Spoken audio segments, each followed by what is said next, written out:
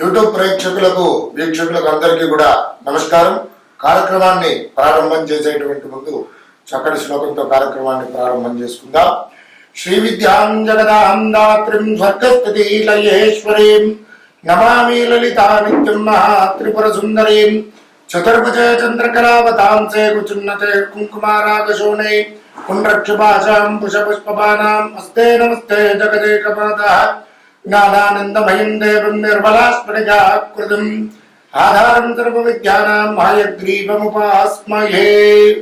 మరి ఈరోజు వీడియోలో భాగంగా ముఖ్యంగా ద్వాదశ రాశుల వారు మేషాది మీన పర్యంతం ఏ వృత్తులు ఏ వ్యాపారాలు చేస్తే వీరికి అనుకూలంగా ఉంటాయి, ధన సముపార్జన ఎక్కువగా చేయడానికి అవకాశాలు ఉంటాయి అనేటువంటిది. అలాగే ఈ క్రోధినామ సంవత్సరంలో మరి ఏ రాశుల వారికి మేషాది మీన పర్యంతం ఏవి బావుగా కలిసి వస్తాయి అనేటువంటిది ఈ విషయాలలో వీడియోస్ అనేటువంటిది ప్రారంభం చేసుకుందాం.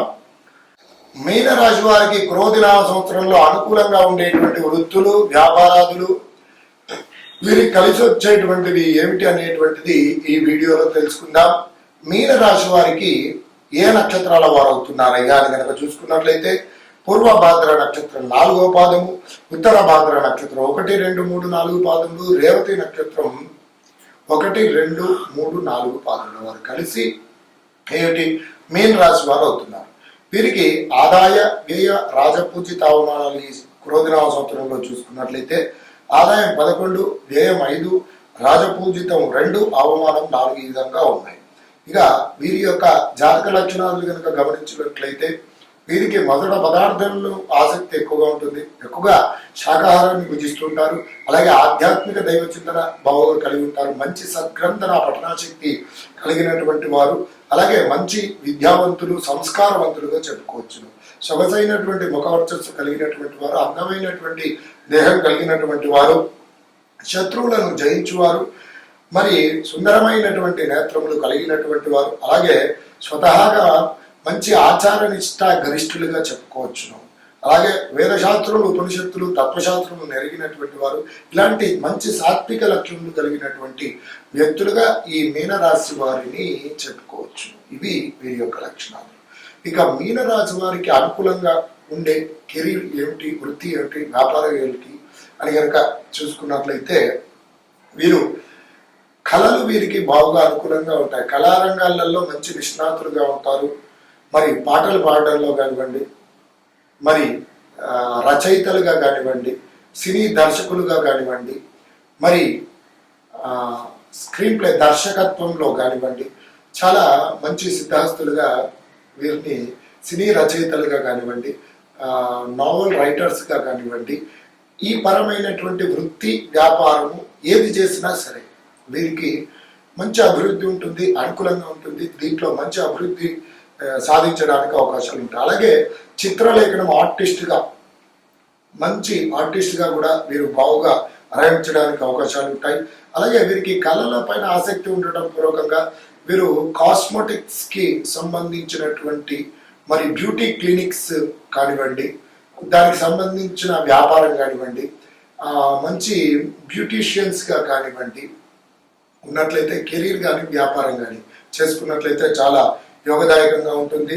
అలాగే మంచి వీరికి ఉన్నటువంటి ధర్మబద్ధత చేత, వీరికి ఉన్నటువంటి జ్ఞానం చేత బాగుగా వ్యాపారవేత్తలుగా కూడా వీరికి రాణించడానికి అవకాశాలు ఎక్కువగా ఉంటాయి. రాజకీయ నాయకులతో కూడా బాగా అనుకూలంగా ఉంటుంది. కాబట్టి రాజకీయ పరమైనటువంటి కెరీర్ను కూడా వీరు ఎంచుకోవచ్చును. అలాగే వారికి కళారంగాలలో ఉన్నారు కాబట్టి రాజకీయ నాయకులకు సంబంధించినటువంటి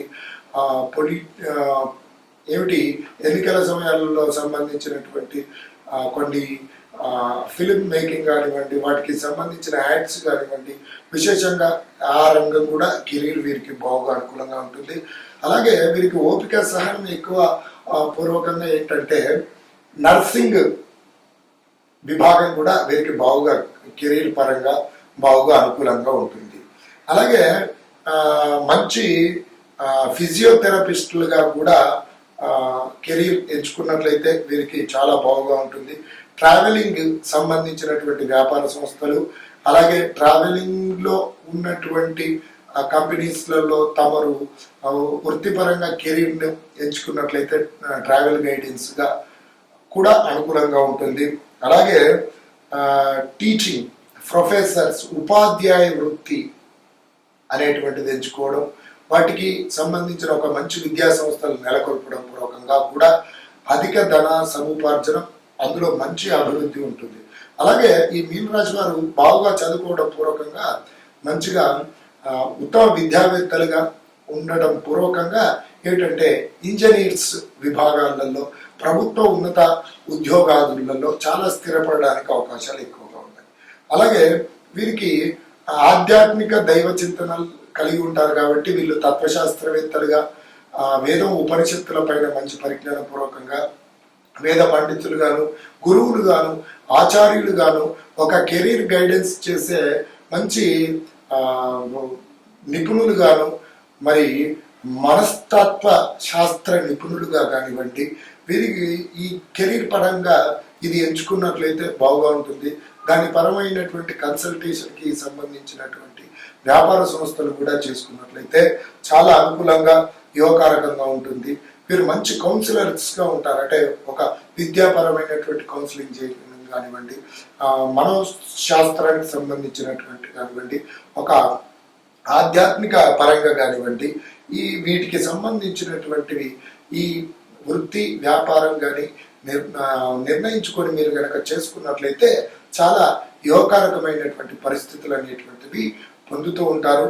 అలాగే ఈ మీనరాశి వారికి కనుక చూసుకున్నట్లయితే మరి ఈ రంగాలలో ఎవరైతే ఉన్నారో, మరి నేను చెప్పినటువంటి పరమైనటువంటి వృత్తిలో ఎవరైతే ఉన్నారో, కెరీర్లో ఉన్నారో, వారికి కొన్ని ప్రతికూల పరిస్థితులు ఉన్నాయి అనుకోండి, అందులో ఇంకా అభివృద్ధి సాధించాలి అని కనుక చూసుకున్నట్లయితే తప్పకుండా మీకు ఈ రాశినాథుడి యొక్క గురుగ్రహం యొక్క అనుగ్రహం, దేవగురు అయినటువంటి బృహస్పతి అనుగ్రహం ఉండి తీరవలసిందే. కాబట్టి గురుగ్రహ అనుగ్రహం ఉండడానికి గురువులను, ఆచార్యులను సదా స్మరించండి. అలాగే చక్కగా దత్తాత్రేయ స్వామి వారి యొక్క ఆరాధన యోగకరకమైనటువంటిది. గురువారం రోజున గురుగ్రహానికి సంబంధించినటువంటి పసుపు రంగు వస్త్రము, పసుపు రంగు పూలు, శనగలతో కూడినటువంటి ప్రసాదం ఏదైతే ఉంటుందో నవగ్రహముల దగ్గరికి వెళ్ళి గురుగ్రహం దగ్గర చక్కగా స్వామివారికి గంధపుష్పాలతో అర్చించి, ఆ పసుపు రంగు వస్త్రం స్వామికి సమర్పించి, పసుపు రంగు పుష్పాలు స్వామివారికి సమర్పించి, పసుపు రంగు గల ఒత్తితో ఆవు నెత్తితో దీపారాధన చేయండి. ఇలా అర్చన చేసుకునే ప్రదక్షిణలు చేసుకున్నట్లయితే గురువుల ఆచార్య యొక్క అనుగ్రహం వలన ఆ దేవగురువు అయినటువంటి బృహస్పతి యొక్క అనుగ్రహం అనేటువంటిది మీకు తప్పకుండా లభిస్తుంది.